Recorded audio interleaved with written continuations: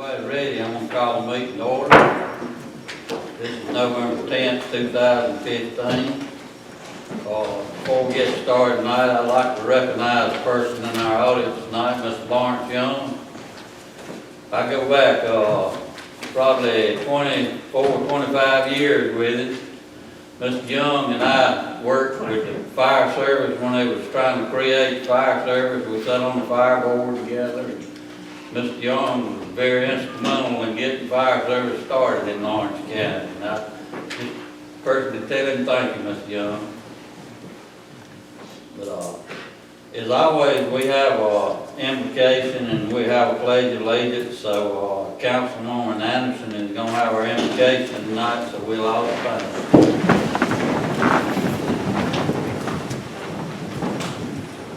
Let us pray.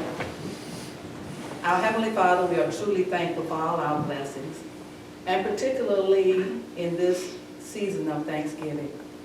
We thank you for life, health, and strength, for the ability you have given us to do the work that you have assigned to our hands.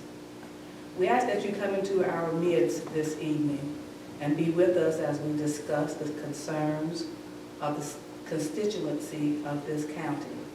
We ask that you be with us when we make these decisions, that it will be best for the majority of those persons, and that it will be pleasing in your sight.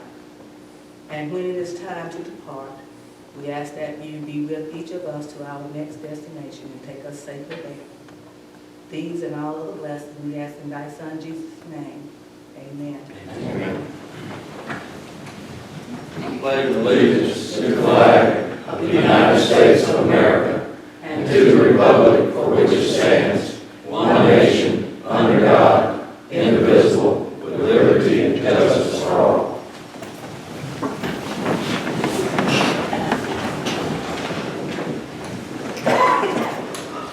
First thing tonight will be approval of our agenda for the November 10th, 2015 meeting. Do we have a motion? Mr. Chairman, I make the motion to approve the agenda for November 10th, 2015. Second. Motion and a second. Chairman, Mr. Ernie? a couple on the executive sessions. This came up literally in the last, late yesterday. The potential sale of property is listed under there is off the agenda tonight. That's no longer pertinent to council's discussion tonight. We do need to have one employment matter involving the office of the county auditor. And if you would, council, so would add that, I think we'll be in. That's what I have. Anything else? To change this, it takes 5 votes, is that right? That's right, yes. So, all in favor of the agenda, raise your right hand. That's 7 0. Ask for approval of minutes for the October 27th, 2015 meeting. We have a motion. So moved, Mr. Chairman. We have a second. Second. Motion and second. Do we have any deletions or additions? If none, we'll vote by the show of our right hand. All in favor? 7 0. First thing of order is our public hearing ordinance 799. Mr. Cruikshank. Thank you, Mr. Chairman. This is, we've been going through the meetings on this. This is a conversion by D&W Fine Pack from a lease back arrangement to a simplified fee. This will make things functionally a lot easier for Lawrence County and for D&W Fine Pack. We would certainly urge favorable approval of third reading of ordinance 799 when the time comes. Okay, the public hearing for ordinance 799 is now open. If you have matters to discuss, please come forward.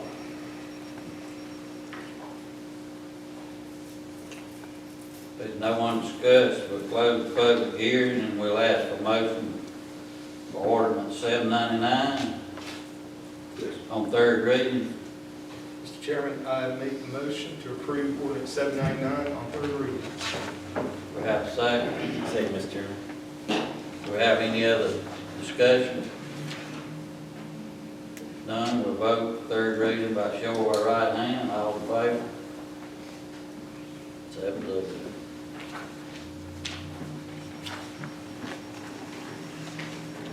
Next is public hearing ordinance 801.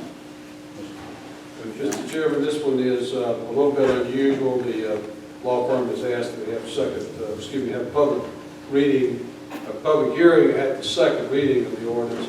Project Beretta is an $8 million expansion of the existing industry that will involve 30 new jobs. Certainly, we would recommend favorable approval of ordinance 801 on second reading after the public hearing. Why are we having public hearing? It was a timing issue. Time issue. It was a timing issue with the company. Okay, public hearing for ordinance 801 is now open. If you need to speak, come forward and speak.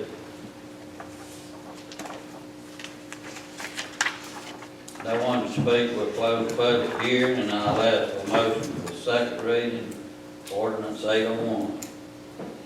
Make a motion for second reading of ordinance 801. Second. Any additions? Motion and second. Any other discussion? None, we'll vote by the show of our right hand, all in favor? 7-0. Thank you, Mr. Chairman. Now we want to recognize Brian Bednar, President of Bird's Eye Renewable Energy, his team members. He's going to talk to us about solar energy.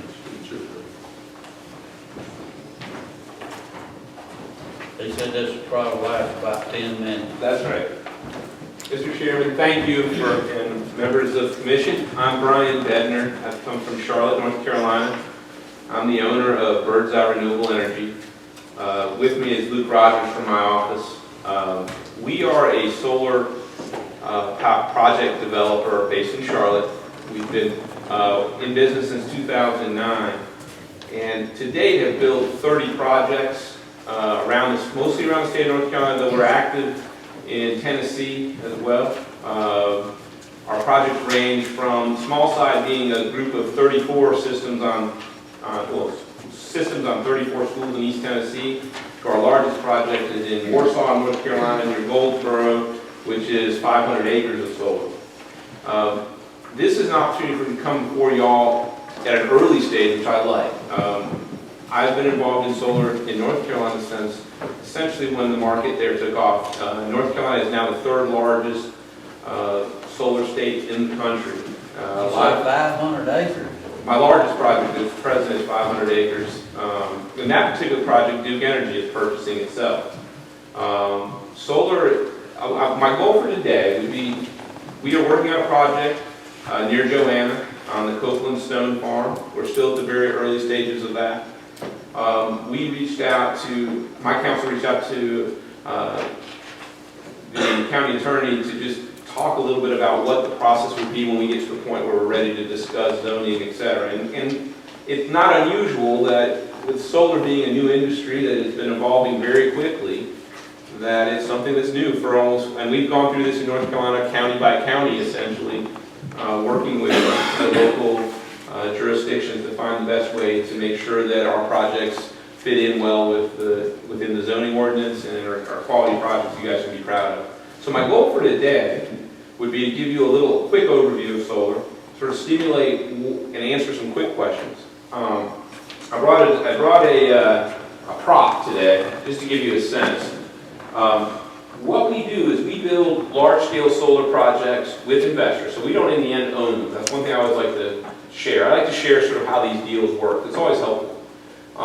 Solar panels, and there are several different types. This is what's called a thin film solar panel. This is a module made by First Solar based in Tucson, Arizona. So this is actually an American company.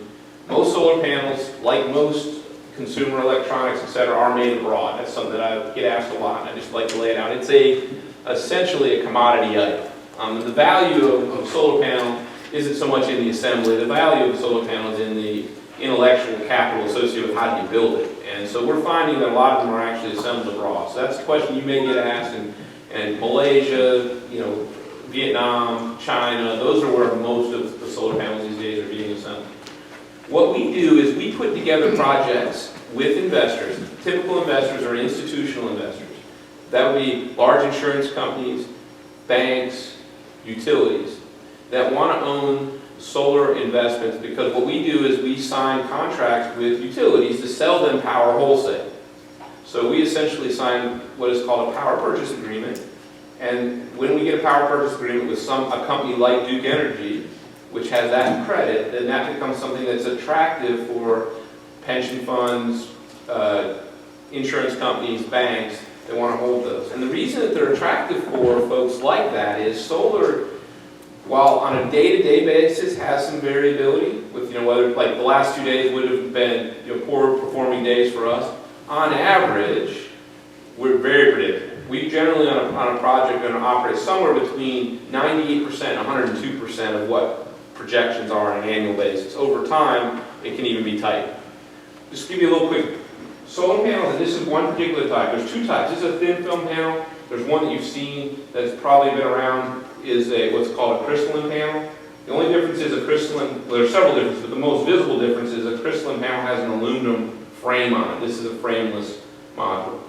Solar panels are designed to absorb the photons and light energy that comes from the sun. This is called photovoltaic solar energy. There's another type that you might hear about out west where they use mirrors, etc., to focus sunlight, similar to a magnifying glass in the sun when you're a kid, that type of thing. This is not what we do. What we do is we work with these technologies which are designed to absorb photons, which is light energy. The black material here is excitable when struck with a photon. It's non-hazardous. These are benign materials. It's like 90% glass is what we have here. But what happens is the solar energy strikes the reactive material. It excites an electron. The electron then is channeled onto the wire and becomes electricity. There's no moving parts. These are mounted on racks, which are made from galvanized steel or aluminum or a combination of those materials. They are mounted on the ground on posts, which are pile driven into the ground and spaced in racks. We've provided some photos just to give you a sense of a project that's in Kings Mountain that we did. This is a 40-acre project that was built back in 2010. It was actually the first project that I worked on, but it's very representative of what you can expect. A typical a typical solar array, at the panels themselves are generally about 8 feet off the ground at the back of the panel. So they run with topography. We don't grade sites or flatten them or anything like that. We can run with the grades. The nice part for landowners, is that we don't remove topsoil. We can leave the land in essentially its current state, so that at the end of the term of the project, that it all can be removed and the land could potentially be returned to its current use or returned to agriculture, or potentially found used for some other purpose. Typical solar panels are, and the industry standard is they're warranted for 25 years to produce 80% of the power after 25 years of their life. The useful life is generally expected to be in the neighborhood of 35 years for a panel. That's not to say you won't have some maintenance to do. We do have recurring maintenance, mowing the grass, making sure that it's maintained in a tidy fashion. But in general, it's a high upfront cost, and then they sit and absorb sunlight. The reason that the site near Joanna is attractive to us is a couple things. The main reason we found it was that it has 2 Duke Energy 100 kV lines running through it. So in South Carolina, we're currently working on a project in Dillon, Marion, a handful of larger sites throughout the state, and this is an opportunity to build a project that would be in Duke Energy Carolina's territory. And Duke Energy, because it's based in North Carolina has required that all of their utilities produce an increasing amount of their electricity from renewable sources. South Carolina Duke has just put out a South Carolina RFP for solar energy in the state. But in general, Duke is trying to find resources in South Carolina as well, because they can meet their North Carolina requirements. What our plan is to work with Mr. Cruikshanks, to work through a process, and we're still early, I want to be clear about that, to come up with an appropriate way to do a design on a project that would meet your zoning and help develop a zoning approach that makes sense for everybody and is economically feasible for us, but also is a quality project for y'all. We strive to do the best possible work, and I think we've built a reputation of being one of the best at building quality projects that are sensitive to local locales we're working in. A couple things that I'll mention. The process is quick to build. So we at this point are looking to do potentially a quite large project on the farm that we know as the Copeland Stone Farm. It's just west of Joanna. It has these 2 lines running through it. What made that attractive was this interconnection capability there. We are about ready to start the process where we will pay Duke Energy to analyze that line and determine what size project we can place on that site. It will take us probably in the neighborhood of 6 to 8 months minimum, potentially as long as 12 months, to evaluate that line and determine if and how much power could potentially be placed there. We bear all those expenses. At the end, Duke will say not so much if, it'll be how much. And then we have to make a business decision whether it makes sense. But we will pay for all that, and any of those upgrades would be something that would be borne by the project. The project would be fenced for security with we propose that. I mean, it's something we can work with y'all. But typically what we do is we fence them for security with a 6-foot tall chain link fence with 3-strand barbed wire. Within the array, there is really nothing that is a hazard for anyone. I mean, you may hit your head on a corner or something. If someone's pulling out a wire during daytime, I mean, potentially they could get shocked. But there's no bare wire. It is completely underground and in conduit, like you'd expect for any kind of a project like this. Our plan would be to come back before y'all in probably 4 to 6 months, maybe a little quicker, to go through the process of proposing a more detailed plan once we get some feedback from Duke. But my goal for today was just to sort of answer questions and see if I could give you a sense of what it is. You'll be hearing more from us, but I wanted to get out in front and come up here and talk to y'all and introduce myself. A couple questions we often get is there any glare issues or anything that might come from the actual panels themselves? We have a process. Well, first of all, this is not the type of solar that concentrates the sun's energy on like a source where you're trying to heat water, etc. Our goal is to absorb as much of the visible light as we can and convert it into electrons. So the panels themselves, we go through a process that the FAA has authorized. We've already run analysis on Lawrence Airport and any potential airport. You see this solar project built around a lot of airports. And we have confirmed there are no airports that are near this project that even potentially could have an issue. So in that sense, it's safe. We've built 30 projects.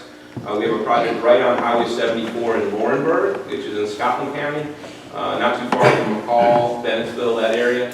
And it's right on Highway 74, which is in the process of being converted into interstate. It's probably 75 feet from the interstate, facing the interstate, and have had no issues. It's been operating for 4 years, and there's never been one issue, one concern about glare. It really has been a non-issue in any of the projects we've worked with. And one of the things we can do at working with your staff is also help make introductions to other localities that have had this experience. I don't want to take too much time. I know you have a busy agenda, but I'd love to answer any questions you might have or offer up. Provided my card in with some information if you have additional information that you would like to learn. We've provided you a frequently asked questions that we've just run across over time that will give you just a little sense of some of the issues that come up when we get asked questions, and hopefully it would be helpful to you to get this mind. I think you're going to see more solar coming to South Carolina generally, and hopefully specifically to Lawrence County. One last thing I'll mention, we will likely be coming before you to talk about potential tax treatment and fee in lieu. In North Carolina, 2 years ago in South Carolina, they were trying to pass an ordinance or a new legislation that would deal with property taxes. In North Carolina, we actually have an abatement that's built into the tax code there. We have found we will require nothing from Lawrence County. no utilities, no infrastructure. And I would expect this project will be, if we can get to a tax point that could work for us, it's probably going to generate somewhere between $250,000 to $300,000 a year of property taxes if we're successful. Does anyone have any questions? Yeah, how does these panels stand up to microburst and wind speeds? They're rated to, depends on what, haven't gotten deep enough yet to know exactly what the wind rating would be in Lawrence County. I suspect it's probably 115 or 90 mile an hour, but we have no issues there. We can build these projects in up to 150 mile an hour wind zones. So coast of North Carolina, coast of South Carolina, they can be constructed. It's more costly. The structural elements and the footings for the racks are different, but we can handle that, those wind loads. We get often asked what happens in like a hailstorm. These are made from tempered glass. They're tested with ball bearings from 1 meter away at 50 miles an hour. If you were to have a large hail event, there is a chance you could have some damage, but it's an insured project. I mean, it's a very professional venture, and as a result, we carry insurance if there should be some event like that. Thank you. Thank you. Anyone else? I have a couple if you don't mind. Sure, absolutely. Is Duke required to buy whatever you produce?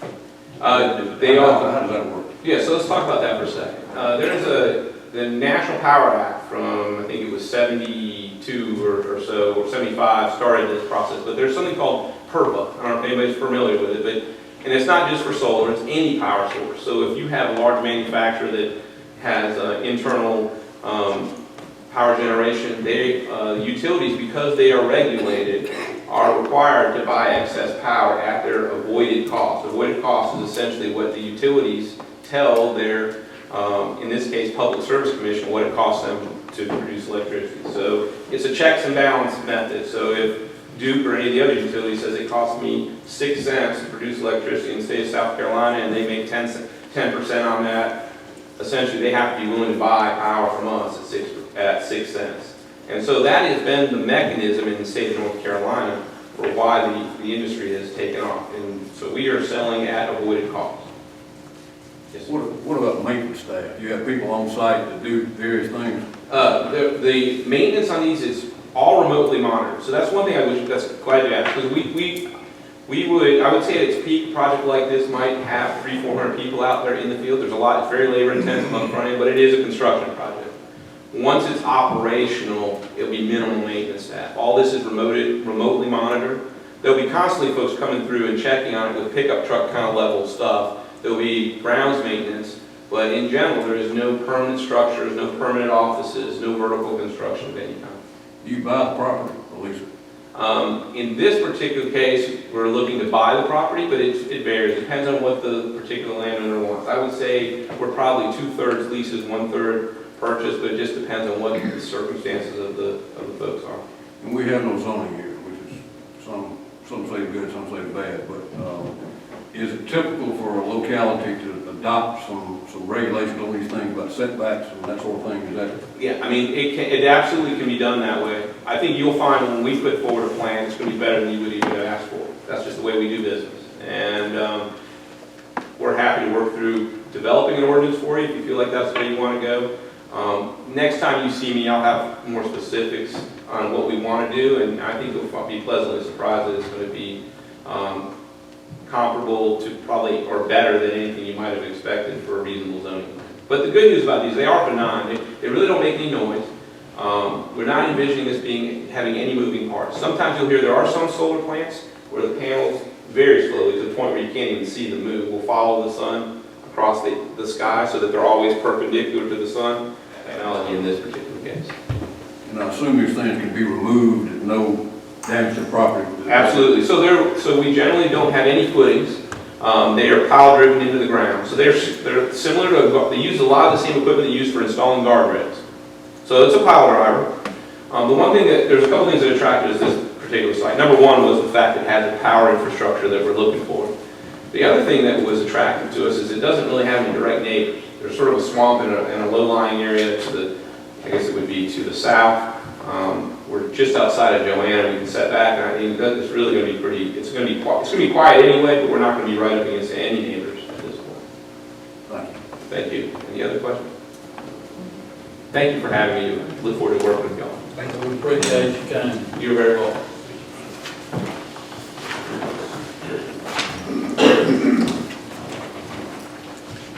Number one on our discussion item tonight is second reading ordinance 802, Mr. Cruikshank. Yes, sir, Mr. Chairman. This is the expanding the Gulf County Industrial Park boundaries to accommodate Project Yak. Project Yak is a $17.9 million industry, 13 new jobs. We would ask favorable approval of 802 and, of course, the fee and lieu document, which is ordinance 803. Do we have a motion for second reading on ordinance 802? Mr. Chairman, I move second reading on ordinance 802. Got a motion? Got a second? Second. Got a second. Any other discussion? If not, we'll vote by the show of our right hand. All in favor? 7-0.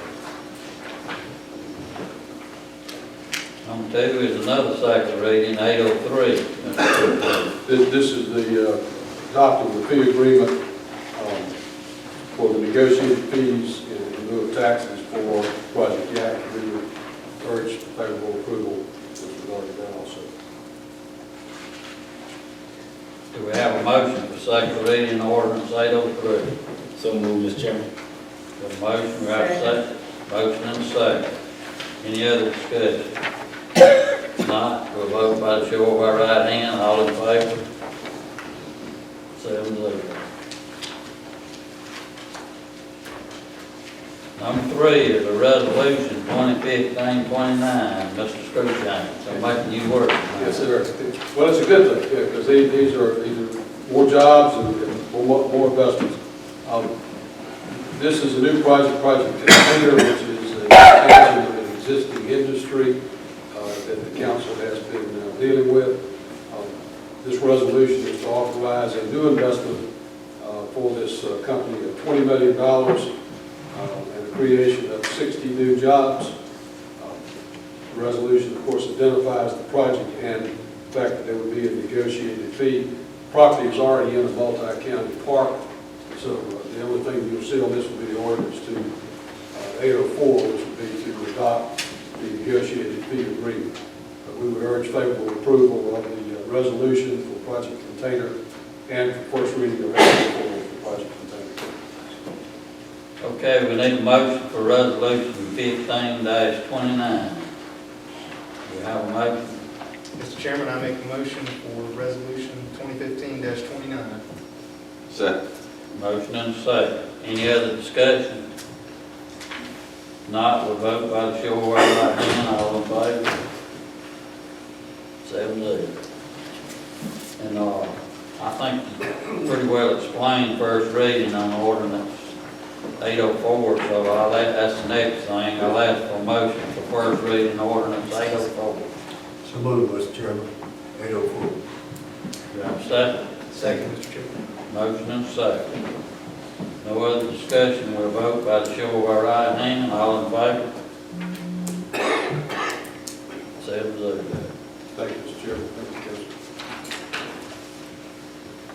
Paul. The next thing is discussion of an employee Christmas pay supplement.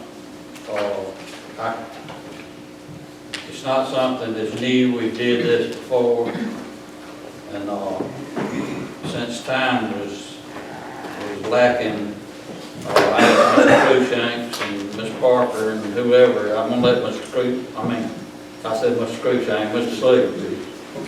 I'm gonna let Mr. Seeger explain it. Mr. Chairman, done this, I think, twice in the past. I think the council is aware of the fact that the pay for county employees has been a difficult situation for the last couple of years. The chairman suggested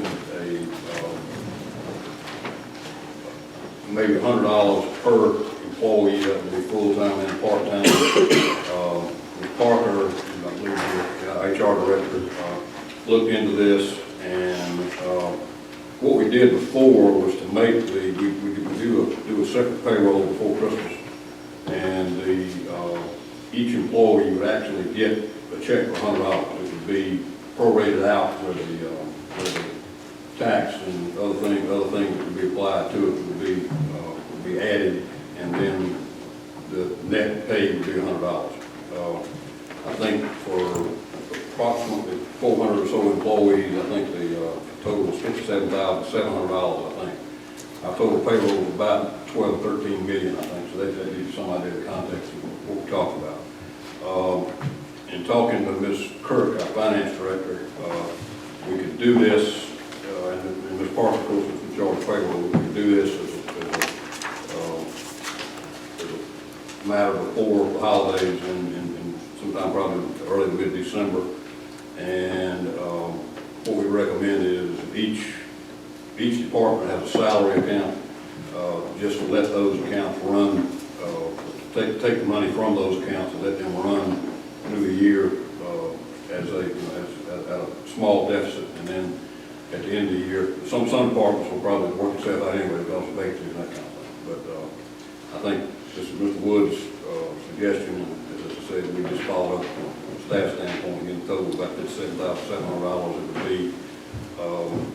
Each full-time, part-time, we didn't try to separate. I think we could do that if the council of mind too. We just felt like that everybody employed in the county, could certainly benefit from this, and I'm sure we appreciate it. So that's kind of where we are.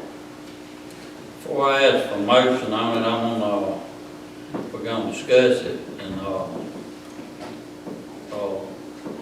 a lot of companies, they'll buy a ham or something, but I just would rather give an employee the money and let them buy what they want to. And I will mention this, the state of South Carolina is giving all state employees now, this year, I don't think it's a school system, it's just state employees, an $800 bonus for Christmas. So,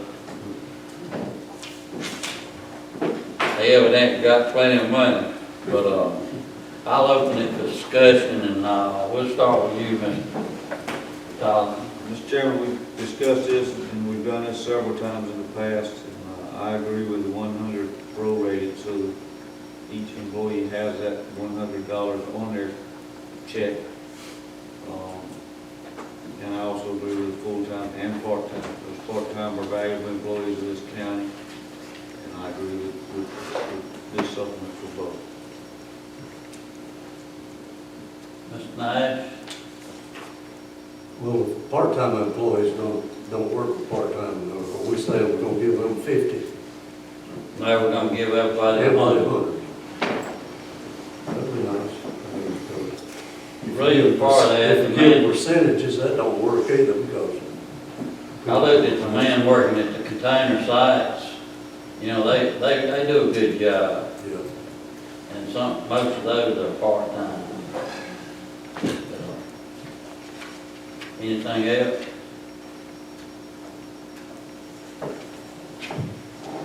Mr. Stewart? Yes, sir, Mr. Chairman. Just to be clear, this bonus would, it would also go to council members as well? No, won't go to council. Okay. So is that. And we call it a supplement, not a bonus.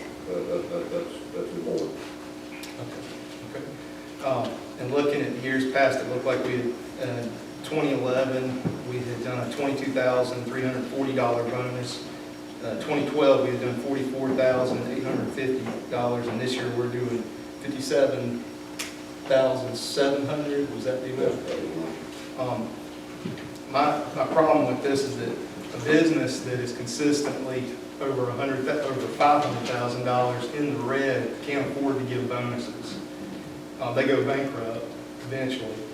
So because this wasn't in the budget for 2016, and this is, we're adding on all this additional funding, we gave our EMS captains, attendants, FTOs, paramedics a pay raise recently, and I cannot financially justify allocating these funds when we're running over a $500,000 deficit. Okay. Ms. Anderson? I have mixed emotions regarding the Christmas bonus or supplement, as you would call it. I don't know the difference between the two. I don't know what definition you're giving between the two of them. But I do feel like all of the employees deserve to have something, because for the past 2 years, we have not been able to give them some added salary. A cost of living raise is what we would usually call it. And we did give some employees some raises, so I have a problem with giving those individuals who got a raise in July some extra, where there were other people who did not get any. We are juggling a ball that really is going to be a time bomb, but I really feel like they deserve something, because we have done a couple of things to shoot ourselves in the foot. Like the insurance we had, and we prolonged that out when we could be receiving some of those funds now. And we are going to move this pay in the red until July 1 comes. I really would like to see us really designate a fund where we are getting the money from. I don't know how we can do it right now, so I guess it's wrong to bring up something you can't think of. But I really would like to see us get the money from somewhere. I know it's from some department will run in the black, because they will have some vacancies during some time. I understand that, but I don't know if it would cover all of the amount that we're asking. So I would just rather have a fund that we were getting the money out of. We do have a contingency fund, I would rather, approximately, Lisa here, you know what balance that fund is by any chance? Pardon me? You know what the balance of the contingency fund is by any chance? Right now? The budget for the contingency fund was $125,000, I believe, and I think we've only spent about $8,000 of that. Okay, so that we got a balance now of about 110 or so, and that's about the only source we have that I can think of. Can you think of anything else? No, sir, but as a clarification, I'm running the salaries through the individual department salaries account. It makes it easier for us to account for during not only the audit, but also with all of our tax reporting and retirement reporting, if we have all of that captured in the salary accounts as opposed to the contingency account.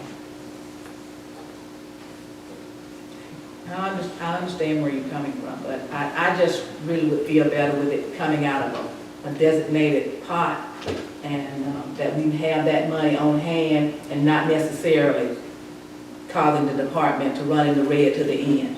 Because if they in the red in the end, the money's gonna have to come back out of the contingency anyway. Come from somewhere. It would come from the reserves, yes, ma'am. Okay, so I would rather for it to come from whatever we already have. That's my position at this time. But I want the employees to receive something. Mr. Garrett? Mr. Van Dam? Yes, sir. During the holiday season, I think it is important to remember the employees of the county that help us do our job and provide them with some kind of incentive. My only issue after looking at the numbers and seeing the amount that it's going to cost to give each employee an actual $100 after taxes, it seems a little excessive, especially due to the budgetary issues we're having now. I do want to say I'm not opposed to giving some kind of incentive, but I think this number is a little excessive. Mr. Pitt? Thank you, Mr. Chairman. I have a few comments. First of all, I cannot remember or recall how many employees were affected by our policy to not pay the funds for the health insurance if they were covered by a spouse. We had several employees that actually took a pay cut from that.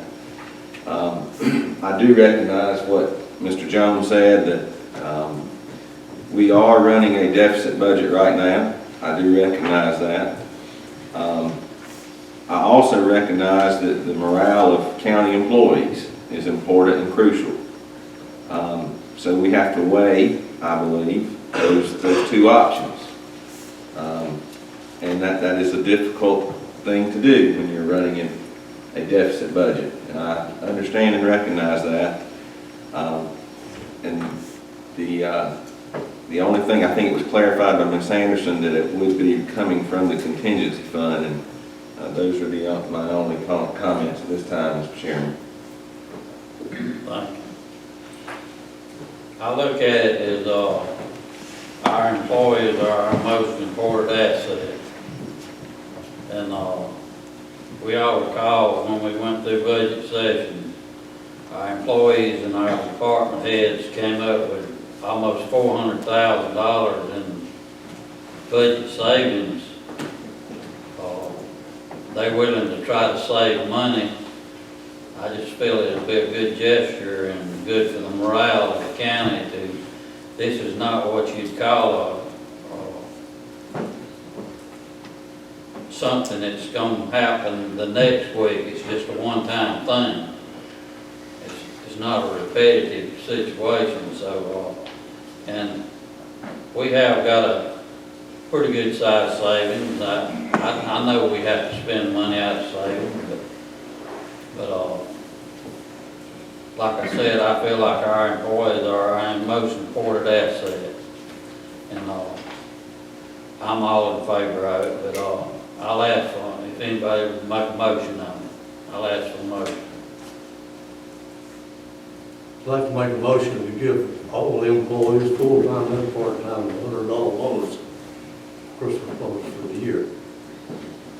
All right, we're gonna call it a supplement. Do we have a second? Second. I'll second the motion, using the term supplement, but also want to add that $100 would be on their check, so there would be some additional tax and other monies there, so it's not to be at $100. But given the amount of, what would you say, $57,700. All right, I'm gonna call for the vote. All in favor? I like to amend that, in that it comes out of the contingency fund. I really don't like us to use it out of the department. I really feel like if you want to give them the money, you ought to have a place from where you get it. And we're getting it out of the contingency fund. Eventually, it would have to come out of that anyway.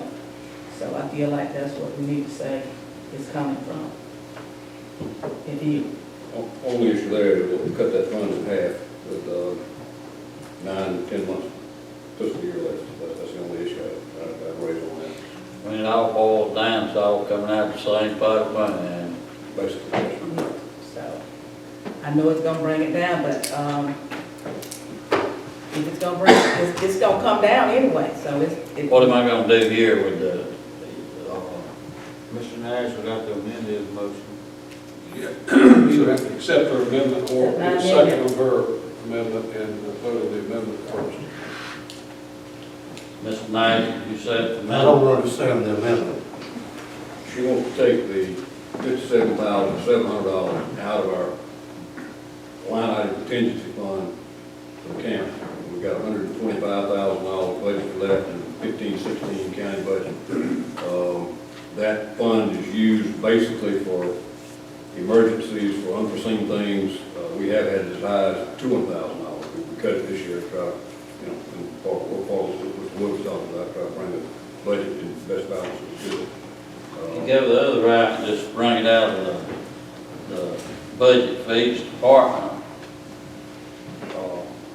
It just basically run a little deficit at the end of the year with it. Still, it's coming out of the contingency fund in the end. I'll second Ms. Anderson's It's coming, you got to motion have for a money. vote. You Okay. got to have money. The amendment's been seconded, so you vote on the amendment first. Yes, sir. Okay, we got a motion on the table to amend Ted's motion to take this $57,000 out of the contingency fund. All in favor? I want some discussion, Mr. Chairman. The contingency fund is setting, not that I oppose taking out a contingency, exactly what you said. It doesn't matter where it comes from, it's all gonna be the same pot of money in the end.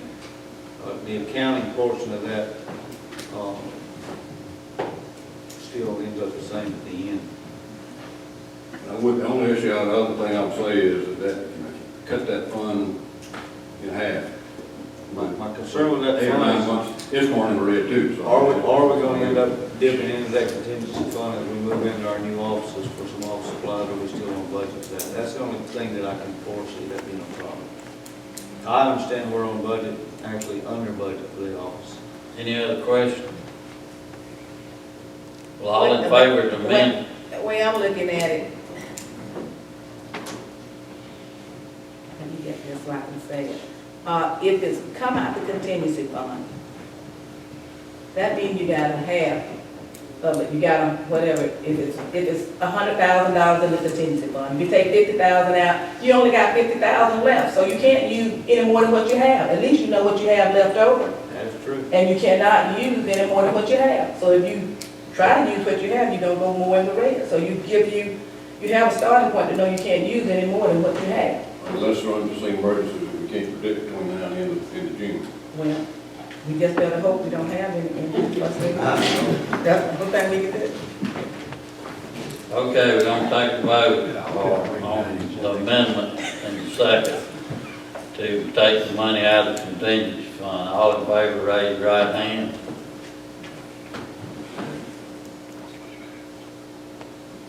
Four, all opposed? Abstain? Ted, how'd you vote? I voted to give them $100 and not mix it up around with it. Take taxes out of it. I want them to know they got a little something. This is, But you motion, voted to take the taxes out of the $100 they give us, so. Do we get 4 or 5 votes for the motion? Get 4 votes for the motion? Yeah. That so we, Now you vote on the motion for the $100. okay, That was and the it's gonna source. come out of the contingency fund. The contingency is the source of funds. Now you vote on Ted's motion to give them a net $100. All in favor of Ted's motion to give each employee $100, raise your right hand. A net $100. I thought that's just what we voted on. We voted on. Vote on, where did you vote on the source? Oh, where we get it from, all right. All right, well, I didn't see the hands. Everybody, all in favor, raise your right hand. Yeah, 6-1. That's 6, all opposed, sorry. one opposed. I certainly appreciate that, and I certainly appreciate all employees are gonna appreciate it, and it's gonna come back to us, you watch what I tell you. It'll come back to us. Next thing is our administrator's report, Mr. Ernie Siegel. Mr. Chairman, very briefly, there's some discussions recently about the fire bond and location of stations and that sort of thing, and how to proceed that process. Our staff, both at the fire service, at the assessor's office, and at the 911 office, are developing some maps that will narrow down where the 4 stations need to be located to address the class 10 areas of the county where basic fire insurance is not existing. Mr. Lanley, I said, some today, we're talking to Chunks about it, and I think the next week or 2 or 3, we should have something to proceed with that and get those locations tied down and purchased and or leased and or donated. So we'll do all of that. That's basically all I have. That's all Ernie has. We'll have public comment time, or we have a 15-minute period. Public comment time is open. If you got something you want to talk to council about, come forward, state your name, and try to hold it for 5 minutes.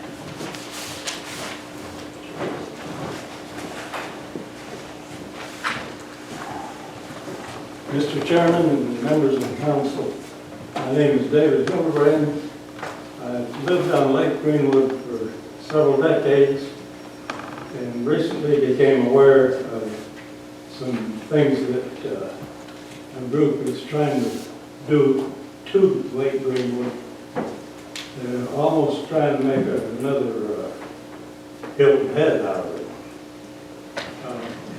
I was at a planning group at Cedar Grove Church next to Sid Lee's, and I think they have a report done by the Oregon group, and I believe the council has been aware of that. And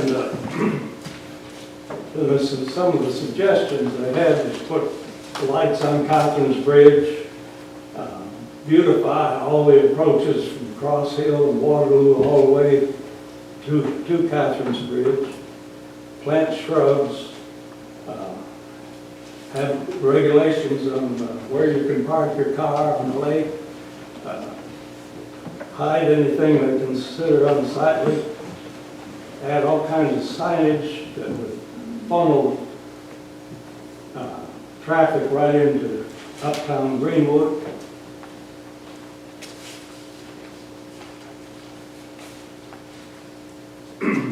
They want upscale restaurants and hotels, and they want to promote Lake Greenwood in many ways. At present, people come to Lake Greenwood to go fishing. I know some come from Tennessee and they enjoy Lake Greenwood as it is now. But I wonder if we have a $500,000 house every 150 feet on Lake Greenwood, would those people still be coming? Atlanta has filled up all the lakes in Georgia, and now they're looking at Lake Greenwood. And the real estate people are having a ball with it. And they said, if you know any, just give them my card, and if we force you off the lake, here's my card. We'll take care of selling your product.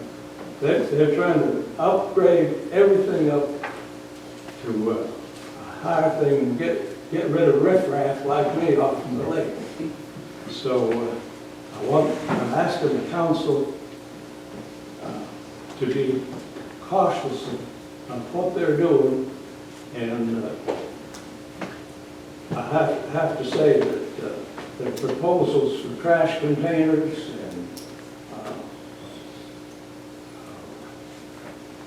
restrooms and things like that on the lake should be considered some way.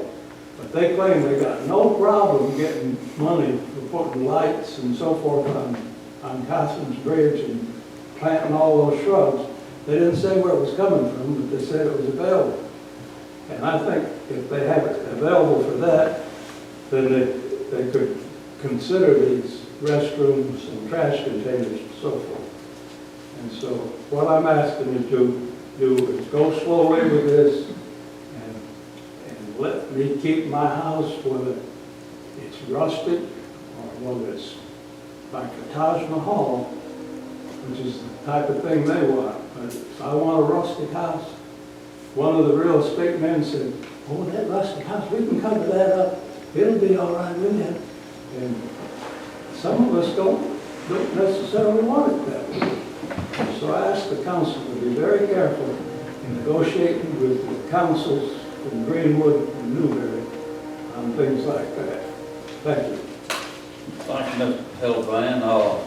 We did go to a meeting with people in Greenwood County, and this is a 20-year plan they talking about, and as far as I'm concerned,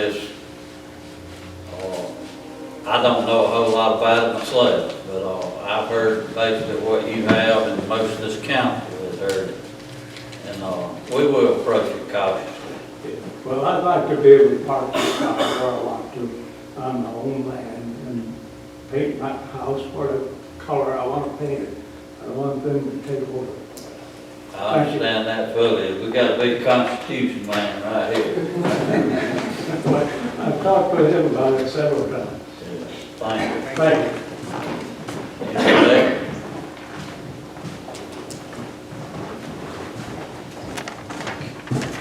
Yes, sir, I brought Keller from Joanna, and just a comment right quickly concerning the last gentleman. I feel his pain. My brother has went through a similar gentrification at Hilton Point on Lake Murray. His mother-in-law bought 3 lots there in 1968 for $750. He inherited from her, and he paid $7,000 in taxes last year because during the summer it touches Lake Murray. About all he gets out of it is mosquitoes because you can't launch a boat there. But the one thing is, when you start building these McMansions, they found out a big problem. You had to have extra infrastructure. You had to put in bigger sewer lines. You had to put, if there were any at all, you had to put in better fire, no problem with that. But you had to have more schools. You had to have more things to this New Haven, Connecticut type concept. And the roads are like this from till 8 o'clock every morning, and then from 5 o'clock on to about 7 at night. So the price of going gentrified or Richie Rich sometimes has a diminishing return more than, oh boy, we're going to have us $1 billion houses there. But anyway, that's not what I came to talk about. I do feel your pain on that. I did want to say something else. I was going to talk about economic development down my way, and I wanted to thank you from a nobody for wanting to come to Joanna. I'm glad to know that you're not considered a tinfoil hat or a crazy because you kept looking at that field every day and thinking, no, I'll put some solar things out there, some kind of generator. So it looks like Joanna's going to be kind of a cool place to be. We're going to be solar. Well, the only one problem with that is, and that's what I came to talk to you about, is years ago we were promised that they were going to move the substation down to the old school. When they got moved out of the fire department, I think they had a desk and a chair there. And it got moved, or somebody lost the key or something, and we never got the substation. I had a situation today that I need to call the law. Old boy's been pestering me. He got on to me down at the Joanna dump today, again. But I knew I was going on up here, so there was no reason I'd miss this meeting. I just come up and made the report at the back door up here and walked on over here. So down there, when we get down there, we'll talk to you. And that's the problem. All of southern Lawrence County has a response time problem when it comes to law enforcement. Now, we got 3 guys that live down there, deputies. And I figured out this guy, it can't be that expensive to get that desk and chair back. They either put it in the fire station, which would be good in case they have a fire, they got somebody to hit the button and roll the doors up. Or over at the EMT shack, is to have somebody over there, either or. Maybe even have them cross-trained a little bit. I know they had a fellow come up, got bee stung real bad. He was looking for the EMT to get a allergy, a Benadryl or something. The guy was out on the call, and maybe there's some kind of deal that can be done on that. But what it does is it hurts economic development. I know a lot of people laugh at Joanna. We probably deserve about 50% of that. But, I talked to the folks at the Dollar General, and if they catch a shoplifter, they might as well go ahead and order a pizza and take them home with them, because they might not get anybody to come out to the next morning for a shoplifting charge. It's not really worth it. You've got, he calls himself Paul, I can't pronounce his real name, but anyway, he took over to J-Mart. He started making a little money now. He fixed the joint up pretty good. LED lighting, new pumps, new diesel tank, pretty fine. Might seem like small change to a lot of folks, but it's nice. It's somebody's investment, but now he's making a little bit of money and he's a little creeped out at night, especially by people that just kind of hang around down there. I'm not saying having one deputy, or I'm not saying a substation is going to make that big a difference. Certainly we don't want to go the route of parking a patrol car down there and put the dummy in it, because we did that in Eau Claire, and the youngins went up there and stole hubcaps and platinum tires. But what we can do is to try to have a central location for all of southern Lawrence County, so people don't have to wait an hour. I don't know that it would cost any more. You're not talking about hiring anybody else. Maybe Maybe there's an old call system could be worked out with the sheriff, where they could be still sitting in the back, kind of like Andy Taylor, they could put on their sheriff breeches and their badge and go deal with the situation quicker. But that's one thing, it's not, if you don't feel secure, you're not gonna get a bank back. You're not gonna get merchants because they're afraid. You're not gonna have people that wanna do stuff. You know, and with economic development like this, there's other things that can come to Joanna. You got the old, if we could ever get Perkins to clean up the site and Starbucks to clean up the old shopping center, who says we couldn't have an open air market? You know, you can't get an orange in Joanna. I'd like to be able to buy an orange in Joanna. I'd like to be able to buy a sack of apples. I'd like to be able to go maybe get a job at a container site.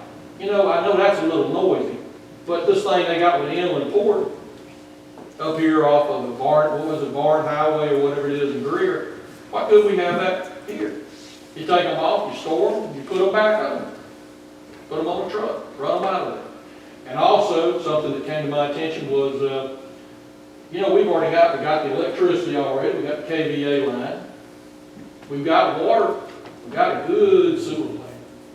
But we don't have sewer down to the interstate. If we could develop that land on 66, why can't exit 60 be developed? You know, I don't know if well, maybe you didn't do this, but we've got a 500 pound per square inch line to Shady Grove Church Road across the street. What is that? Is it not Hopewell Church? What's the name of that one? It's across from Shady Grove Church Road, about a block from the interstate. I forget right now, but anyway. Thank you, sir. Anyway, they got a 500 pound per square inch gas line. They got a 10-inch water line. And Lawrence County Water and Sewer said, well, we could run a sewer line. You could develop that as well. Plus, you got the forest. You got the national forest there. It may not seem big, but you got horseback riding. You got a recreational thing to do that. But first, you got to make people feel like they're secure. And so that's my only request tonight, is that if we could look back into getting that table and chair and a deputy down there, and then maybe eventually we could get a Joanna jail, and we could hire some people. We'd hire about half the town, and then they wouldn't have some people joke, to go see their relatives.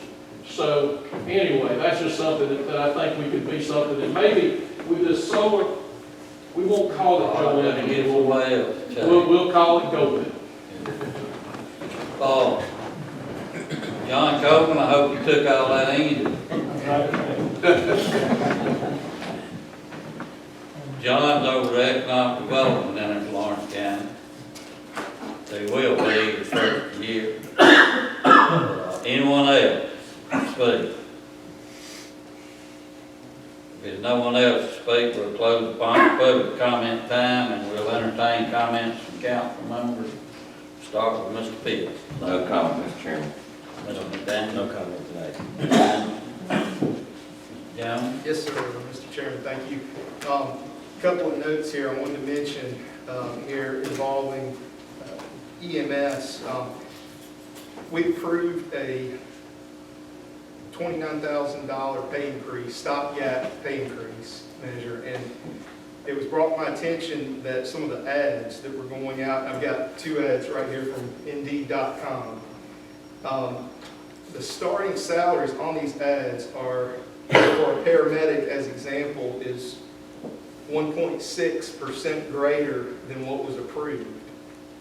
The starting salary for an FTO paramedic is 1.8% greater than what we approved.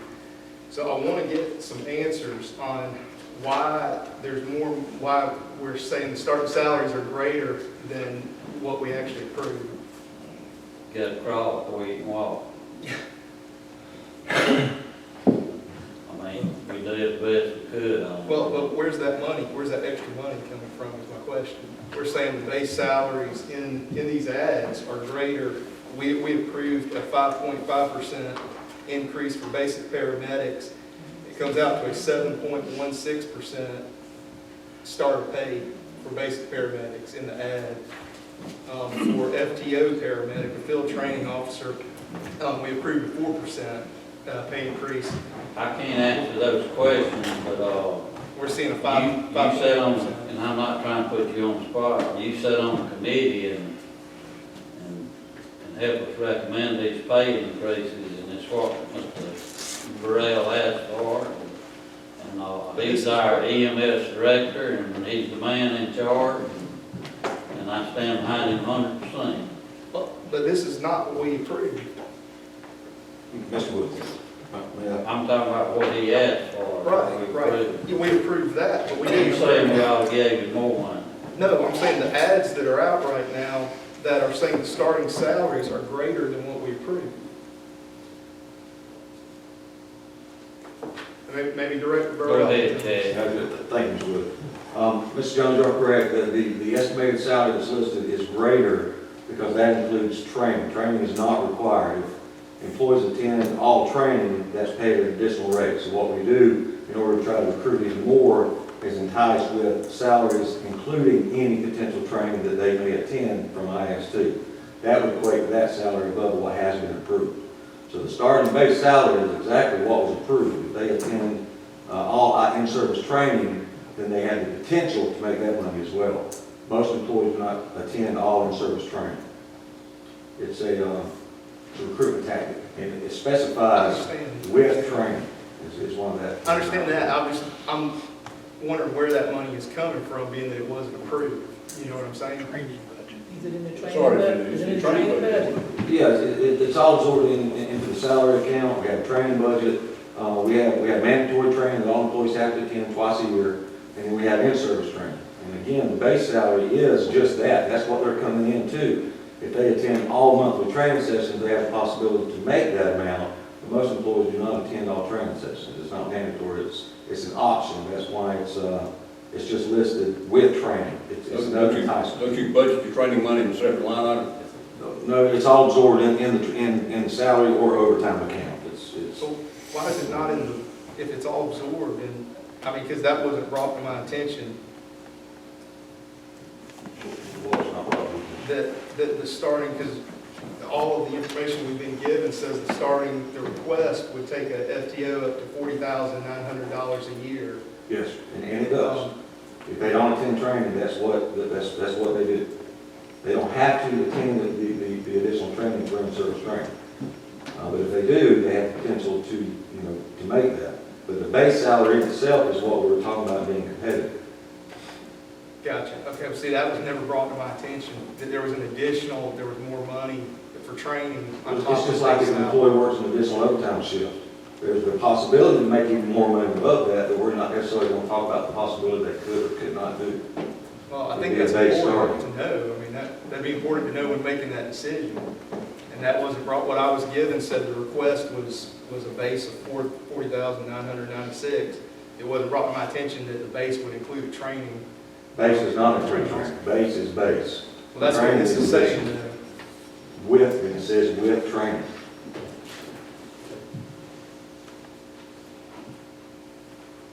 And I don't see that on there. You I don't see anything about with training on here. I have to look at it again. But my point being is that it's, I saw that, and so I want to know where that additional money's coming from. So you're answering that question.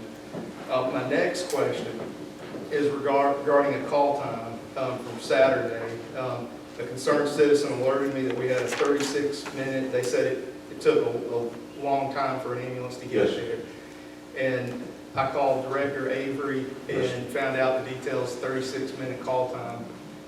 Mr. Jones, do we not have a meeting set up tonight to discuss this in detail once all parties have an opportunity to get all facts Right. resolved? My point of stating this publicly is I do not want to be brushed into a back room in a meeting where this is hushed, these things are hushed. I believe it could benefit our county by implementing privatization in transportation of EMS. And I understand that as a desire, sir, yes. And if I was a resident over there that it took 36 minutes to get an ambulance to, I would call private service before I would call 911, or while I was standing there, that's what I would do. But the point being, and this is what I'm getting at here, is that I want a monthly report from EMS on call times. And that's what I'm asking for. So, If we're not going to discuss it in the meeting and you want it open in public, I don't have all of the facts with me, but I can tell you the Medic 3 Drug Court truck, this call is the most northern part of the county. Medic 3 was already on another county. Okay, so this truck came from the central part of the county, which under normal conditions will take 25 plus minutes to get there. Okay, so you're looking at a pretty normal response time for that area. Unless you want to staff and put 20 more trucks on, we can absolutely minimize a lot, more of our response times. But there are situations that you're not going to be able to do it. Right. And Mr. Jones, a private service, if we were to deploy private service like you want to do, would not have changed the outcome of that any bit. Would not have changed. They're in the area, but you can't say it wouldn't have changed that bit. It wouldn't have, If because the area- If Medic 3 had been in that station, We it not would gonna get in the have argument. taken 8 minutes to get there. No, sir, I disagree. 100%. I do take offense to, the accusation that we're gonna go in the bathroom and discuss this behind closed doors. I don't conduct business like that. I didn't say a bathroom. I said that we don't Or need to rush bathroom, things or into the whatever. back rooms and discuss business. I don't discuss business, I don't hide anything, I try not to hide anything. Anything that's not discussed is what's done in executive Then it's session. not a problem. It's public. Point of order, Not Mr. Chairman, this standing is by a council comment time, not a debate time. Just Anything purposes of the else? budget, purposes of the agenda, that's where we should be.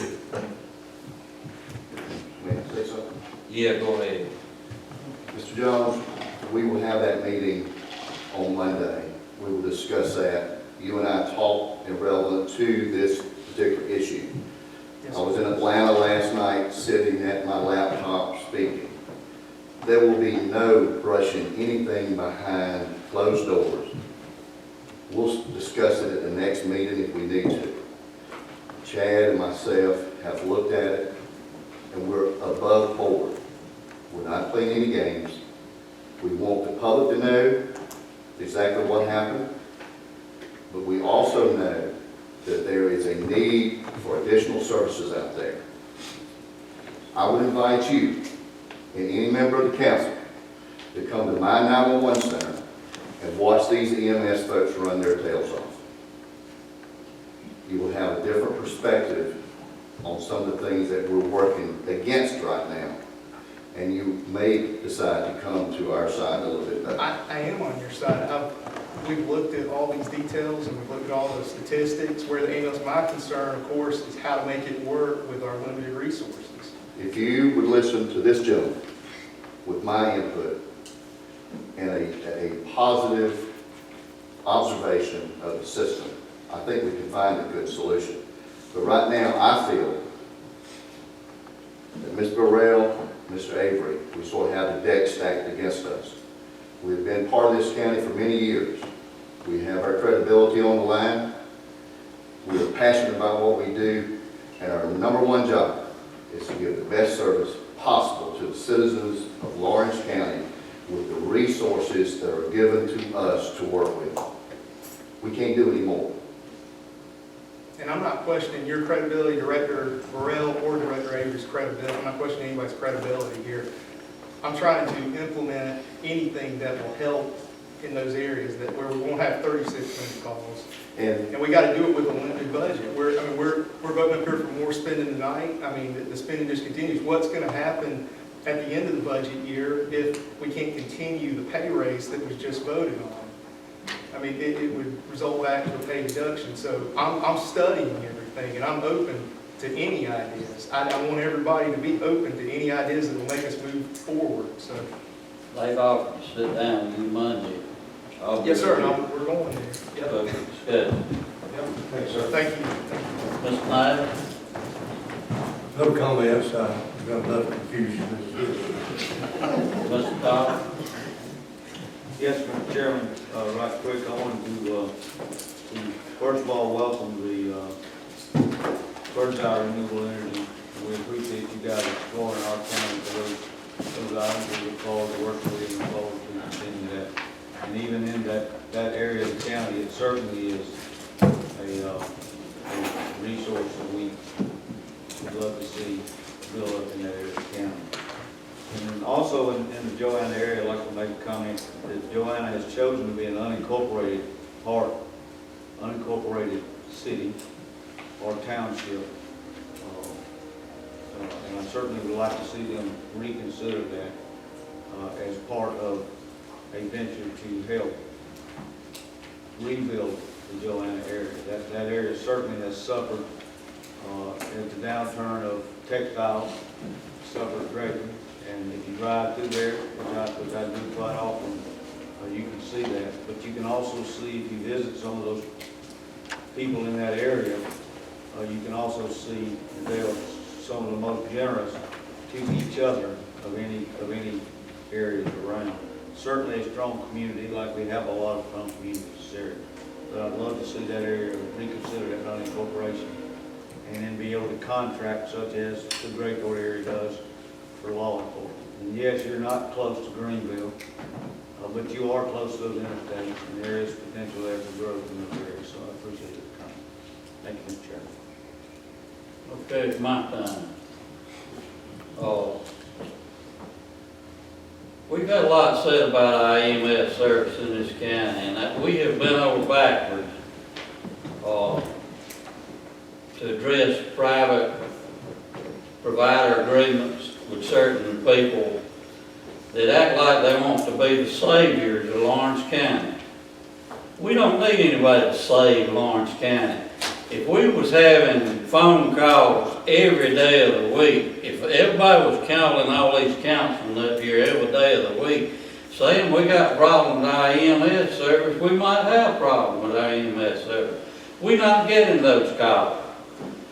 One of the private providers put my phone number on the Facebook page and asked people to call me in support of him. This was probably 2 months ago. I hadn't had the first call. I hadn't had the first phone call. We got what we need out here. We got a provider agreement. If we need some help, we'll call for it. We've got an EMS system now, and we've had people come in this county before that's self-destructive. And when this one's self-destruct, we'll still have an EMS system. And I don't like somebody from the outside trying to come in this county and try to write policies for this county. If you want to write policies for this county, get on county council and run for county council. Be a member of county council. Just like some of them tried to be members of some of the fire departments around here, and they got fired from the fire departments. I'm only not going to say anything else, but I think we're doing what we need to do. I talked to Mr. D. Alberto before the meeting tonight. He talks very highly of Chad Burrell. If you don't, go talk to Mr. D. Alberto. He runs the hospital. This isn't about personalities. Well, it sounds to me like it is. It's about making it work. We're over $500,000. We try to make it work, but it takes money to make things work. It does, or new resources and private, I believe the free market can. Okay, we talked a while back about putting a fee on to help the EMS service. That's more money. That's just. Okay, you can't do that. Mr. Chairman, we need to stick with council comment. This is my meeting, and I'm doing my council's comment right now. And I'm not gonna put up with it. I'm not gonna have anybody belittling our agencies.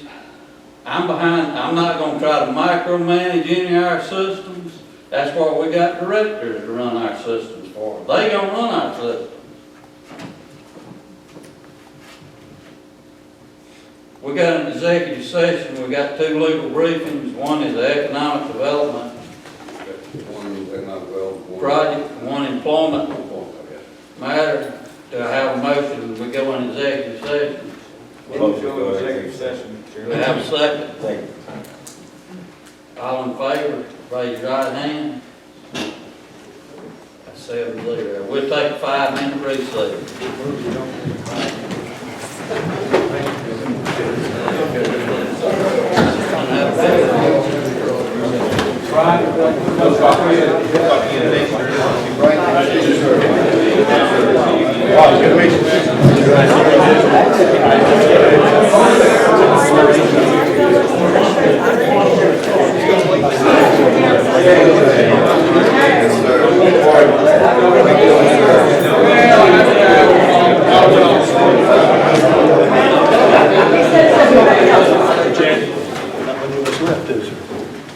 Back in session, and I'll entertain a motion for economic development.